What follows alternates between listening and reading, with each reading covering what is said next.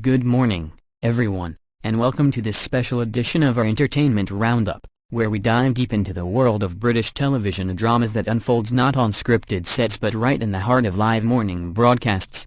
Today, we're peeling back the layers on one of the most talked about incidents in recent TV history, the explosive clash between Dame Julie Walters, the beloved actress known for her iconic roles in everything from educating Rita to the Harry Potter series as the unforgettable Molly Weasley, and the ever-charismatic host of ITV's Lorraine Kelly herself. It was a moment that sent shockwaves through the industry, leaving viewers glued to their screens in a mix of horror, amusement, and sheer disbelief. Picture this, a seemingly routine segment promoting Julie's latest memoir, All the Rage, a candid exploration of her life, career highs, and the battles she's fought off-screen, including her very public health scares with cancer. The studio lights are bright. The audience is buzzing with anticipation for what promises to be a heartfelt chat between two national treasures, and the cameras roll with that familiar upbeat theme tune. But as the conversation veers from light-hearted anecdotes about her early days in Manchester's working-class theatres to deeper waters about class divides in the arts, something ignites. Julie, with her trademark wit and no-nonsense northern edge, begins to push back against Lorraine's probing questions, which some say veered into personal territory too quickly. "Lorraine, love, I've spilled my guts in this book. But I'm not here to be dissected like a lab rat on breakfast telly," Julie quips, her eyes flashing with that fiery spirit that made her a star. The audience chuckles at first, mistaking it for banter. But Lorraine, ever the professional with her Scottish directness, doesn't back down. "Julie, darling, we're all friends here. You viewers want the real you, the unfiltered truth behind the laughter and the tears," she retorts, her smile tightening just a fraction. And that's when the temperature in the studio starts to climb. What begins as a spirited exchange about the authenticity of celebrity memoirs escalates into a full-throated debate on privacy versus public curiosity, with Julie accusing the media of turning personal pain into primetime fodder. "You lot invite us on, make us cry on cue, then wonder why we build walls," she exclaims, her voice rising over the polite applause. Fast forward through the immediate fallout, and we find ourselves in the digital coliseum where public opinion reigns supreme, turning a 10-minute TV spat into a cultural phenomenon that outlives the morning's headlines. Within hours of the broadcast on that crisp autumn day in 2025, #Lorraine vs. Julie skyrockets to the top of X, formerly Twitter, amassing over 2 million mentions by tea time, with users from Liverpool grannies to London influencers weighing in with fervor. One viral thread, penned by a comedy writer, recreates the clash as a Harry Potter script. Molly Weasley operates off the set after Avada Kedavra Kelly's questions. It garners 50,000 likes, underscoring Julie's pop culture immortality. But not all reactions are light. Feminist bloggers hail it as a middle-aged woman moment, a rare sight of unapologetic boundary setting in a genre where female guests are often prompted to emote on demand. Finally, a dame who doesn't perform tears for the camera, one post reads, sparking a 10,000 retweet chain. Conversely, tabloids like The Sun splash Walters' walkout, rude or right? Across front pages, with columnists accusing her of diva behavior that undermines the friendly chat ethos of daytime TV. Lorraine's loyalists flood her Instagram with heart emojis and "you handled that like a queen" messages, praising her for not escalating into tears or tantrums herself. Behind the scenes, ITV's PR machine whirs into overdrive. Damage control memos circulate, emphasizing the organic nature of live TV while teasing an exclusive follow-up. Julie, retreating to her countryside home, goes radio silent at first, letting her agents tweet a Dame Julie appreciates the passion but requests Spacia speak for her. But by evening, she's trending globally, with American outlets like TMZ dubbing it Downton Abbey. Dame ditches British banter, drawing transatlantic curiosity. Late-night hosts Pounds, James Corden, in LA, does a skit where he interviews a puppet Julie, complete with exaggerated accent and chair-throwing antics, pulling 3 million YouTube views overnight. Over in the UK, The Last Leg features Adam Hill's role playing both sides, his Lorraine impression complete with exaggerated Scottish burr leaving audiences in stitches. Yet amid the laughs, deeper analyses emerge on platforms like Reddit's R-Television, where threads dissect the power dynamics. Lorraine as the entrenched host with script control, Julie as the guest expected to play along. Delving into the quieter aftermath, we uncover the personal reverberations that don't make splashy headlines but carve deep into the souls of those involved, transforming a public spectacle into a profoundly private reckoning. For Julie Walters, the days following her studio exit unfold like the plot of one of her own films, a dramatic, introspective, ultimately redemptive, holed up in her Sussex cottage, surrounded by the rustle of autumn leaves and the distant bleat of sheep. She grapples with a whirlwind of emotions, vindication mingled with vulnerability, the thrill of going viral clashing with the ache of unintended exposure. Her memoir's launch was meant to control the narrative, yet the clash amplifies it in ways unforeseen, thrusting excerpts into every feed. Friends rally, a care package from co-star Hugh Grant arrives, stuffed with Haribo and a note reading, "You easily ed your way out of Brava."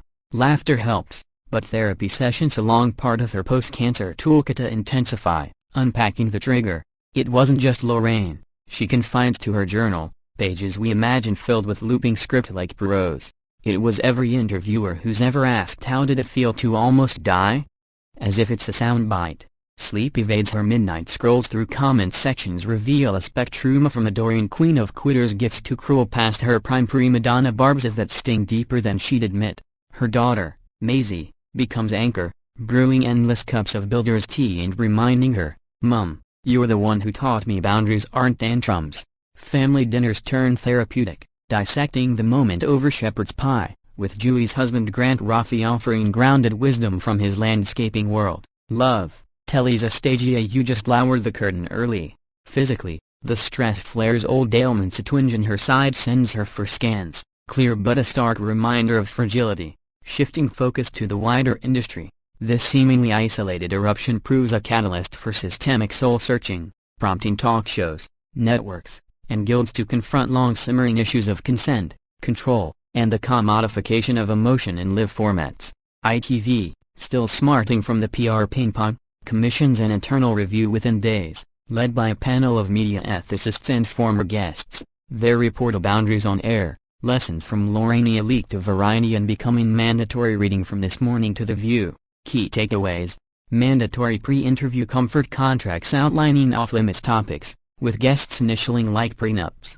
No more ambushes disguised as empathy, the document declares, citing Julie's clash as Exhibit A. Rival networks follow suit. Channel 4 mandates pause buttons for heated moments, allowing commercial breaks to cool tempers, while the BBC pilots guest veto apps for real-time topic tweaks. Agents, smelling opportunity, draft boilerplate clause as a host shall not reference medical history without express consent, turning negotiations into novels of fine print. The Actors Guild weighs in with a position paper, from Rita to Rage, protecting performers in promotional purgatory, advocating for union reps on set during promo spots. It's a ripple that reaches Hollywood. Oprah's Harpo Productions cites it in revamping Super Soul Sunday, adding sanctuary segments where guests set sacred boundaries. Ratings-wise, the irony delights. Post-clash, morning shows experiment with unfiltered formats, but with safeguards. Think Lorraine, light, where deep dives come with disclaimers. Controversially, some execs bemoan the chilling effect, fearing bland banter over buzzworthy blow-ups, but data debunks it. A Nielsen study shows authentic altercations boost engagement 30%, provided they resolved gracefully. Julie's voice amplifies here. Her petition evolves into the Walters Accord, a voluntary code signed by 50-plus shows worldwide, pledging dignity over drama. Lorraine, ever the collaborator, co-chairs its UK chapter, hosting workshops where hosts role-play red flag scenarios. It's not censorship, it's courtesy, she tells attendees, her crash course drawing stars like Whoopi Goldberg via Zoom. Economically, it's boom time. Consultancies sprout like mushrooms, offering clash-proofing seminars at £5K a pop, while legal firms specialize in broadcast breach suits.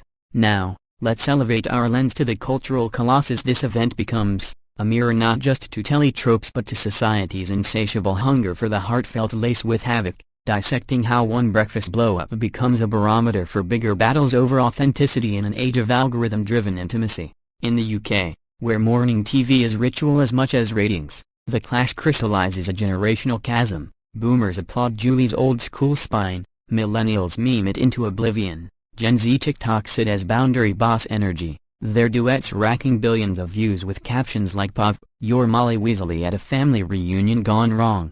It fuels water cooler wisdom worldwide, from New York delis debating Dame drama over bagels to Tokyo cafes where subtitles turn it into subtle savagery. Academics pounds. Oxford's Media Studies program launches a module from Walters to Woke, Feuds in Factual Entertainment, syllabi stuffed with food quote on power plays and Butler on performed gender.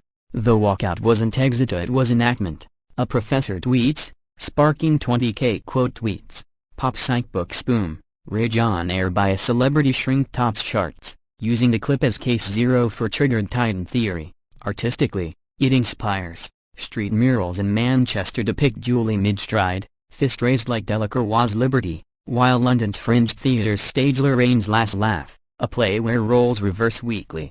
Music nods to a folk singer's ballad exits stage left goes viral on Spotify, lyrics lifting Julie's quips into chorus gold. Fashion ripples, walkout wear trends, brooches mimicking Julie's pinned as protest pins at women's marches. Globally, it intersects activism, in #Time's Up reboots, panels invoke Kelly clauses for safe storytelling, while climate chits tight to Julie's eco-rants in her book, her clash-boosting green-lit fests. Satire sharpens societal scalpel. Have I got news for you? Regulars roast relentlessly, Ian Hislop dubbing it the row that rowed the boat ashore for better boundaries. Literature links abound. Book clubs pair all the rage with Orwell's essays on public-private divides, discussions delving into his memoir masochism. Film festivals screen fan edits, the segment recut as noir thriller, Lorraine as femme fatale, Julie as hard-boiled hero. Socially, it spotlights aging in Spotlight. At 75, Julie embodies silver screen silver foxes refusing to fade, her vigor validating geriatric glamour movements. Lorraine, 66, counters youth-obsessed narratives, her poise proving maturity's the new mischief. Intersectionally, class cuts deep. Julie's proletarian punch versus perceived posh probing fuels red wall rallies, where punters project personal gripes onto the spat. Disability discourses deepen too. Julie's cancer candor catalyzes health honesty campaigns, PSAs featuring her voiceover, share on your terms, not the ticker tape.